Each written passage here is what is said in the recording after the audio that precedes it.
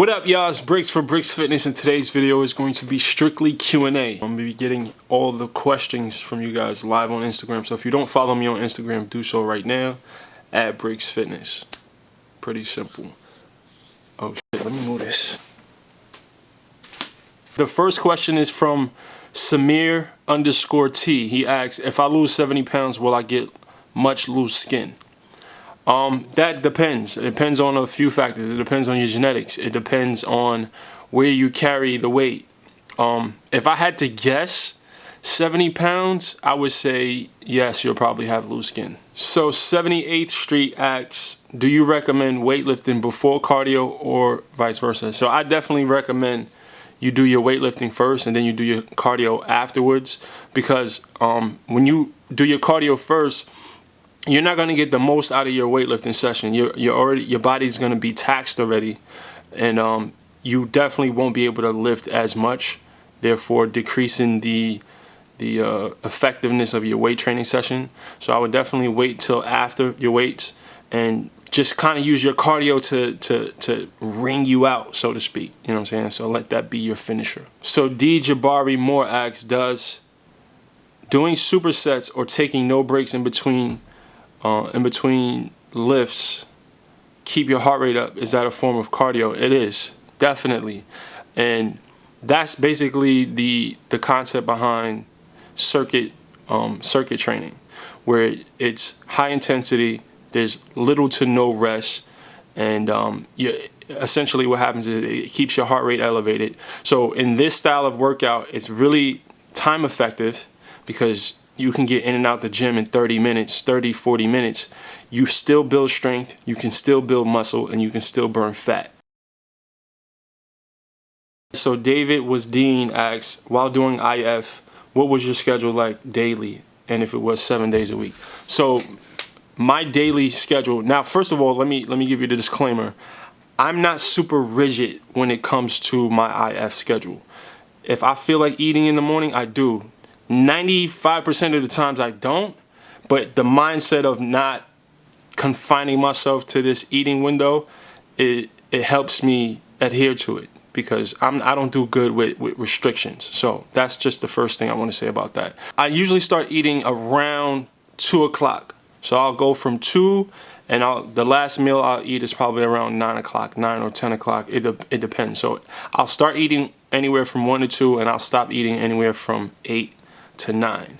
And I do this typically 7 days a week, but I usually try to give myself 1 day a week to just like not have to think about nothing. So yeah, but for the most part I do fast 7 days a week. Living life too short says, Brix, I'm having a hard time getting on my macros, so much protein, any tips?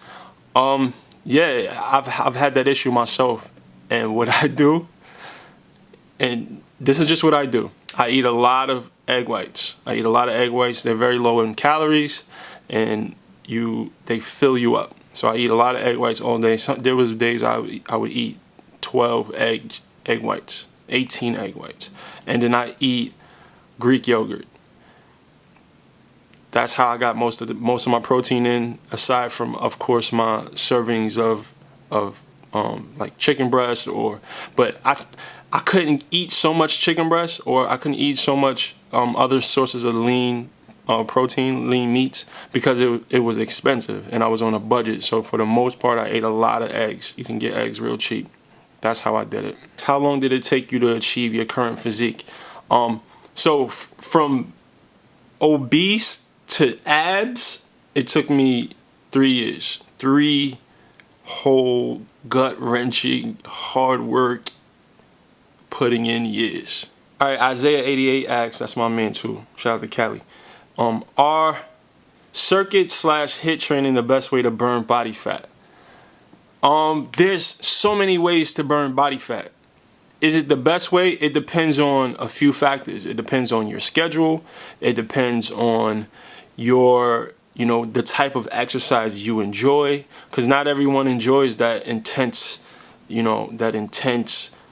freaking make you want to throw up type of exercise. And if you don't enjoy it, I don't want you to think that you have to do it. because you don't. There's other ways to do it. So that depends. Do I think it's the best way? I think it's the most time effective way. I think it works. So it could be the best. It depends on how I feel that day. All right, so Zeke Tobias 23 asks, what else can I do to get rid of stubborn fat at the bottom of my stomach? I have a V-taper. My diet is on point in lifting and cardio. See, the thing is, you cannot spot reduce fat. And your genetics have a lot to do with it. It's going to come off where it comes off. The only thing you can do is make sure that your macros are on point and you are upping the intensity of your workouts. And you're resting. Besides that, you can't control where the body fat comes from. I mean, and if anyone tells you that you can, they're lying to you. Elam Strong 817651. Hi Brix, having lost so much weight, do you think your overall positivity has improved? Absolutely. And I think it has a lot to do with the fact that I just feel better about myself. So it's not so much that I look better, it's just more that I feel better. I'm more confident, I'm a healthier person, mind, body, and soul. So I definitely, think that it has contributed to me becoming a more positive person, for sure. Goat_8 asks, how much cardio do you suggest? That depends. It depends on a lot of factors. It depends on your diet, how adherent you are to your macros, if your macros are dialed correctly. It depends on how you genetically lose weight. But to give you some sort of answer, I would start off with doing at least 3 25-minute cardio sessions a week, right? And then look at how your body responds. If your body's not if you're not losing body fat, then I would try to increase it a little bit, or try increasing the intensity of your sessions. But it goes back to the theory that I believe you have to treat your body like a science experiment. So in order to find out what works best for you, you have to try different things, and that takes time, it takes patience, it takes consistency. So start off with 3 sessions, like I said, and work your way up or down from there. Should you do a full body workout every 5 days in a week? 5 days a week. So I like to suggest newbies, people who don't have much experience with weightlifting, I like to suggest that they do full body workouts. I think it's a good way to start. So in the beginning, yes, it's okay to do full body workouts 5 days a week, as long as that's a pace that you can realistically stick to over the long term. If you know yourself, this goes back to, what I always say, like your self-awareness. If you know 5 days a week in the beginning is too much for you, then I would start off with 3 days a week, or maybe even 2 days a week. I would rather you commit to 2 or 3 days a week and do that for the next 5 years versus you doing 5 days a week and then you're quitting in 6 months. All right, Recovering Fat Guy asks, could you explain why overthinking fitness and wellness is detrimental? Now, this is something I really believe, that it's detrimental, because I am the king of overthinking. Now, what overthinking things does, it intimidates you. It makes you feel, it makes you lose confidence. So, for instance, when it comes to exercise, I like, simple is always best. At the end of the day, it's about moving your body in ways that heats it up so that you burn calories. That's really it. So it doesn't matter if you're playing basketball, if you're swimming, if you're doing push-ups, if you are chasing kids around the park. That is exercise. And if you think about exercise simply as just moving, it kind of makes it less intimidating. And yes, there's science to exercise, of course. But if your goal is to just have a healthy body, strong body, I would focus strictly on your basic compound movements and being consistent in some way. Is working out 4 days a week good enough, or need more days on? No, 4 days a week can be good enough. It depends on where you are in your journey. It depends on how adherent you are to your healthy eating schedule. It depends on a lot of factors. But in theory, if you can commit to 4 days a week and you do 4 days a week for the rest of your life, it's more than enough. All right, my man said 1804 said, I can't seem to get back my motivation to lose weight. Any suggestions? Now, this is a question that I get a lot, and this is something that's something, it's internal. This, like motivation, first of all, motivation is going to come and go, and that's why it's important to understand exactly why you're doing this. So your why. So for me, my why was I wanted to live a healthy lifestyle so that I can be around for my kids. I was essentially gonna die. So there's no bigger why than wanting to live, than wanting to be happy and healthy. So if your why is something surface level, like you want to look good. Yeah, don't get me wrong, I wanted to look good too, but that wasn't the main reason why I embarked on my weight loss journey. It was about wellness. It was about my children. It was about being here for my family. So these are the sort of whys that keep you motivated. And you're going to lose motivation, but then that's when you think about why you started. And this is the fuel that keeps me going. And so you have to determine what it is that you're trying to get out of this journey and why you're doing it. And whenever you find yourself straying from the course, remind yourself and you just get back on it. It's not a linear process. It's a lot of ups and downs when it comes to weight loss. So you just have to have a why strong enough that when you're down, it's gonna power you enough to get you back on course. Rainiqua_Patrick asks, when I'm working out abs, I always get cramps to where I can't move and it hurts badly. How do I prevent it? So when I first started focusing on working abs, more so just like working my core, that used to happen to me a lot. And what I did was I would start off by just doing a little bit. So whenever I felt the cramps, I would stretch them out and then I would stop. But I would make sure the next day I did a little bit more. And up until the point I started getting the cramps, I would get the cramps, I would stretch them out, and then I would stop. But after a while, and not even a long time, after maybe the first week, it stopped happening. So it's really happening because those muscles are inactive and it's not used to you working them. So they're angry at you, and that's why they're cramping. So you just got to work past it and make sure you work it, stretch. Work it, stretch. And that'll take care of that for sure. Katia Alda asks, when is the best time to work out? And her eating window is from 11 a.m. to 7 p.m.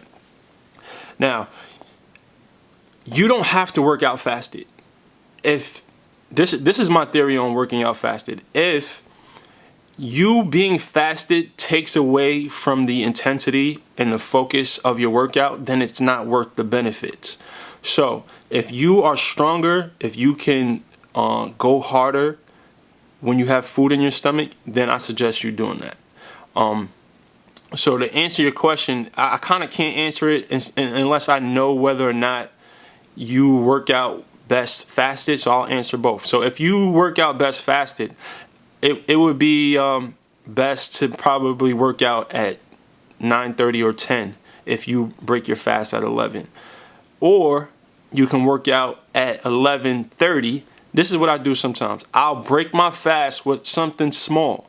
So for instance, if I break my fast at 2 and I work out at 2:30, I'll have a rice cake and maybe a banana. Then I'll work out and then I'll eat my full first meal. So that works best for me. So Nick_E_fitness asks, how do you feel about the 0-calorie drinks, energy drinks like 0-calorie Monsters, Bang, and juices and ice? I am a big fan of them. I can't speak for how healthy they are, whatever the case may be. There's chemicals, So there's always going to be an issue with something. They're very macro friendly. They help me control my appetite. They help me adhere to my calorie restrictions. So I'm a fan of them. I can't speak for the science in them because I really don't know. I know certain sweeteners are better than others. You want to look for sucralose. But I drink them. I drink ice drinks. I drink, 0-calorie energy drinks. So it is what it is. I'm still here. I'm strong. I'm healthy. My doctor loves me. So my man P Hat Productions asks, should you still work out abs if you have belly fat? I think you should focus on building core strength versus isolating your abs.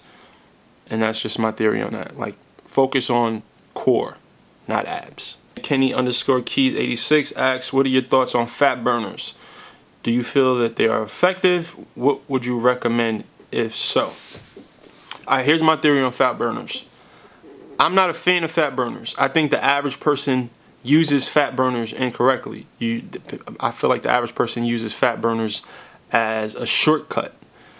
The only time I would suggest people using fat burners is if you've already lost a lot of weight, you're on a plateau, and you're just trying to lose that last stubborn 10 pounds to reveal your abs, but you're doing everything right. Your diet is on point, your exercise schedule, you're consistent with that. You're increasing the intensity of your workouts, you're doing everything.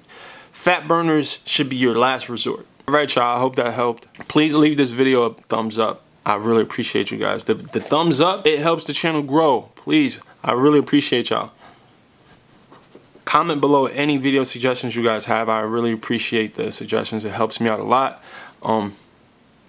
Brixfitness.com. We have, matter of fact, I'm going to be getting ex-Fat Boy shirts in a large. I know a lot of people have been asking me about the larges. We're going to get them real soon. And my battery's about to die. I got to go. Get well, get money.